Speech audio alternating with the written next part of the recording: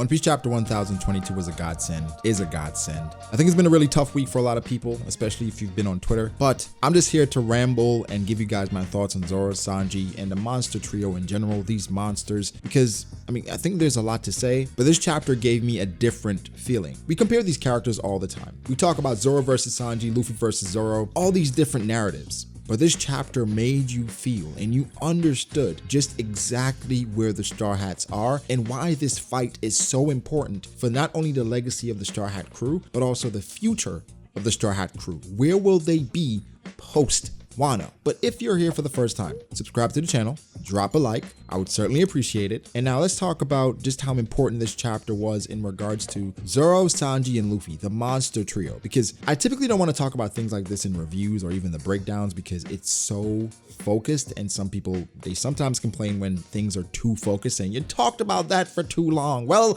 I liked it. I liked it a lot. And in this chapter, Zoro and Sanji, that final moment. One of the more beautiful panels in Wano. Zoro and Sanji combination attack, destroying King and Queen. But I think what was even more important is the dialogue after that, where Zoro talks about if they win, that it would finally be in sight. Luffy becoming the king of pirates. Off of that, the feeling that I got was that One Piece is truly near the end. I was talking to my friends, right, about the end of One Piece, and in 2015, we were at the end of Dressrosa, and we were always saying, well, One Piece probably is going to end in 10 years from 2015. We are now in 2021, and looking forward, based on just the trajectory, I think One Piece definitely gets to 30 years, so probably 2027. So by 2025, we would have been wrong, and One Piece would have gone on longer than we even anticipated coming off of the long arc of Dressrosa. But understand, why did Zoro and Sanji say, if they win this, it will finally be in sight? I'm not going to harp on people talking about Sanji not being a part of the monster trio anymore because I think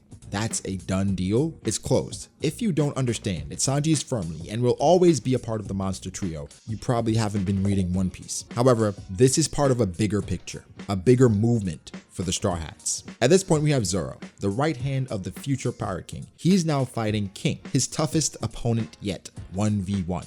Yes, we know he scarred Kaido, and that was an amazing feat. But now we finally get to see Zoro fight against King, Kaido's strongest commander. Coming into Wano, the expectation after meeting King, seeing that he had a sword, was for Zoro to defeat King, but we did not know how he would get there. Yes, we knew Zoro was strong, but how would you scale him to the point that he could fight on that level? Well, you add Enma, you add some old techniques like Ashura, Conqueror's Haki. Now we see how you can scale it. I've made videos about this before, saying how the Straw Hats can get stronger, how Oda can scale these characters because he had things in the bag that he hadn't used in a while. We saw Ashura, Zoro's revealed to have Conqueror's Haki, adding Enma. I think it's a great matchup for Zoro, obviously because King now is a fire manipulator from what we know. Then you have Sanji. I think someone that's been dismissed and misrepresented for a lot of the story, not necessarily by Oda, but by the fans. Well, a vocal minority, because Sanji has always been awesome. He's had some down moments, but he's always been awesome. He's now about to fight Kaido's second strongest commander, we assume, in Queen. Now they're both Zoans, right? So this is going to be a very tough test for both Zoro and Sanji. The resilience that both King and Queen probably will have is going to push Zoro and Sanji to their limits. But once they win, as we know they will, what's next? They were saying that it's finally in sight. Luffy becoming the king of pirates. Why?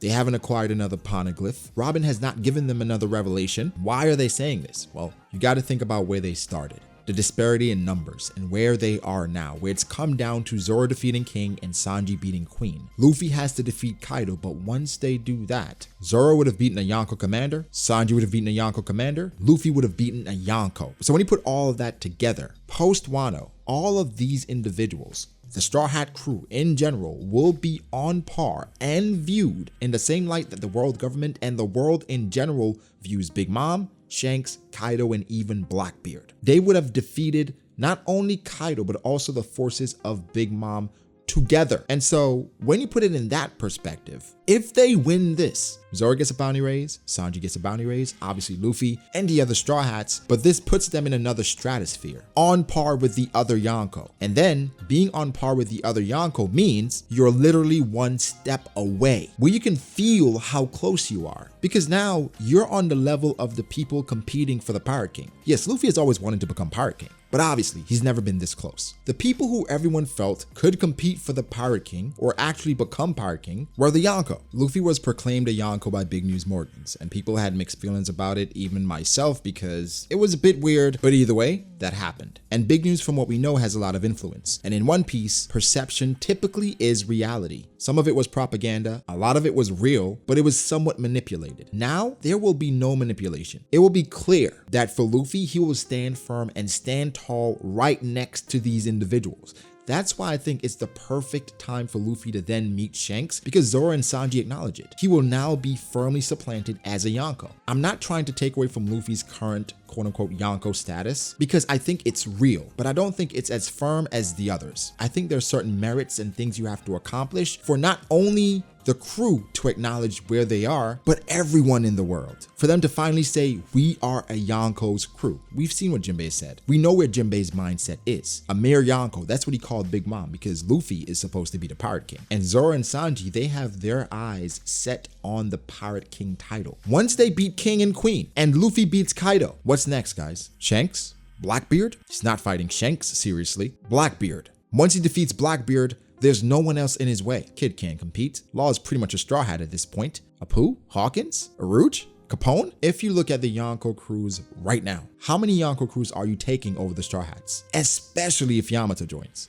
Tell me, maybe Shanks' crew? But that's about it. Maybe if Aokiji had joined Blackbeard's crew like he was actually a commander, I would take maybe them, maybe. But when you think about the Straw Hats, Luffy, Zoro, Sanji, Yamato if she joins, Jinbei, Robin, Nami, Usopp, Frankie, Brook, Chopper. Everyone is special in their own right and all on the same crew. Guys, this is one of those times where I literally felt chills because I could feel the end. I feel the end coming, and I don't know how I will feel once we're at the end, and then knowing the next week, the Friday or Sunday, there will no longer be any new chapters of One Piece. The story will finally be complete. I'm not even close to being ready for that. And I'm sure a lot of you guys aren't either. But I just had to let you guys know what I was thinking, how I was feeling about these characters. Those words were so powerful. Like, I keep reading them over and over and over again. Because again, seeing Zoro and Sanji together, that's a godsend in itself. But wow, we are truly in the end game, because the path is there.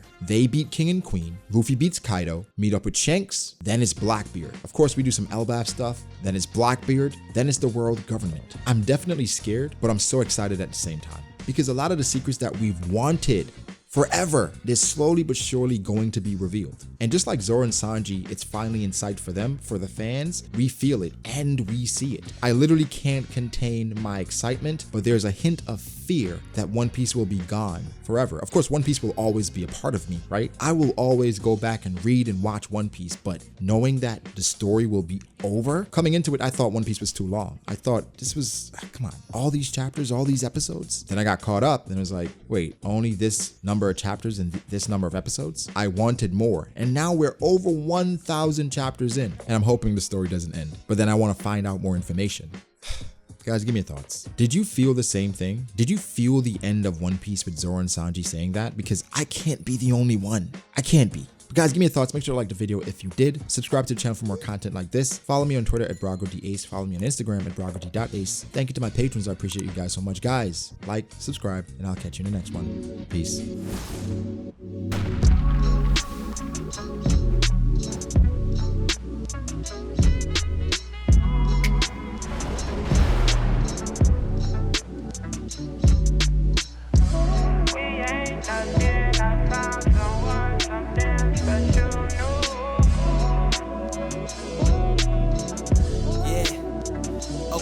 I start doubting me, I felt lost. I rewrite it.